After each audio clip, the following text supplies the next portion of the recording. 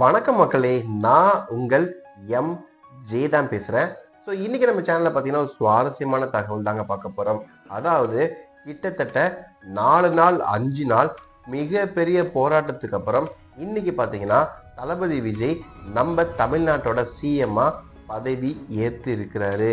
So தளபதி விஜய் பார்த்தீங்கன்னா CM ஆனதை தளபதி விஜயை விட அவரோட ரசிகர்களும் தமிழக வெற்றி கழகத்தோட தொண்டர்களும் பார்த்தீங்கன்னா வெறித்தனமாக கொண்டாடிட்டு இருக்காங்க.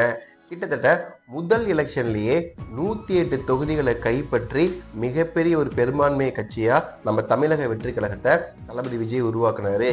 ஸோ இவர் பார்த்தீங்கன்னா தளபதி வெற்றி கழகம் அப்படின்னு தான் பேர் வைக்கணும்னு நினைச்சாரு. அதுக்கப்புறம் தமிழக வெற்றி கழகம்னு பேரை வச்சாரு.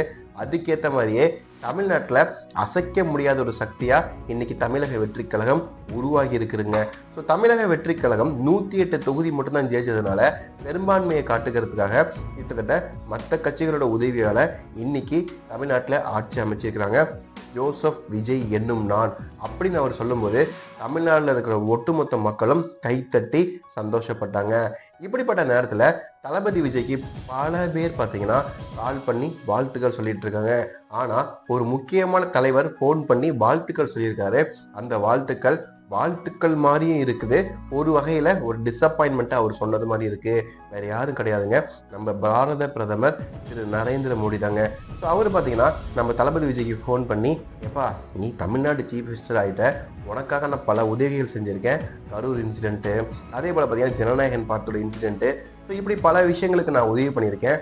ஆனால் நீ உன்னோட தலைவராக நீ பதவி ஏற்கிற அந்த ஃபங்க்ஷனுக்கு என்னைய ஒரு வார்த்தை கூட கூப்பிடலையே அப்படின்னு சொல்லிட்டு வருத்தத்தை தெரிவிச்சிருக்கிறாரு. அது மட்டும் இல்லாமல் நீங்கள் என்னை கூப்பிடலைனாலும் நான் உங்களோட ஃபங்க்ஷனை லைவில் பார்த்துட்டு தான் இருந்தேன். என்னமோ எங்கள் வீட்டு பிள்ளை பதவி ஏற்றது போல் எனக்கு சந்தோஷமாக இருந்துச்சுன்னு சொல்லிட்டு திரு நரேந்திர மோடியும் சொல்லியிருக்கிறாரு. ஒரு பக்கத்து விஜய்க்கு மன உளைச்சல், அதாவது நம்ம கூப்பிட்டுருக்கலாம், ஏன்னா பாரத பிரதமரை கூப்பிட்டு நம்ம பதவி ஏற்றிருந்தா எப்படி வேற லெவலில் இருந்திருக்குன்னு சொல்லிட்டுமே தளபதி யோசிச்சுட்டு இருக்காரு. ஆனால் தளபதி விஜய் அவரை கூப்பிட முடியாததுக்கு ஏகப்பட்ட காரணங்கள் இருக்கு. காங்கிரஸோட தலைவர் நம்ம ராகுல் காந்தி வந்திருந்தாரு இப்படின்னு சொல்லிட்டு போகலாம். பட் நம்ம நரேந்திர மோடி விஜய்க்கு ஃபோன் பண்ணியிருக்கிறாரு. அவர் தன்னோட வருத்தத்தையும் தெரிவிச்சிருக்காரு, வாழ்த்துக்களையும் தெரிவிச்சிருக்காருங்க. ஸோ நரேந்திர மோடி இருக்காருல்ல, அவர் தளபதி விஜய்க்கு ஃபோன் பண்ணதை பற்றின உங்கள் கருத்தை கமெண்ட்ல போடுங்க. இந்த வீடியோ லைக் பண்ணுங்க, மேலும் மறக்காம சப்ஸ்கிரைப் பண்ணுங்க.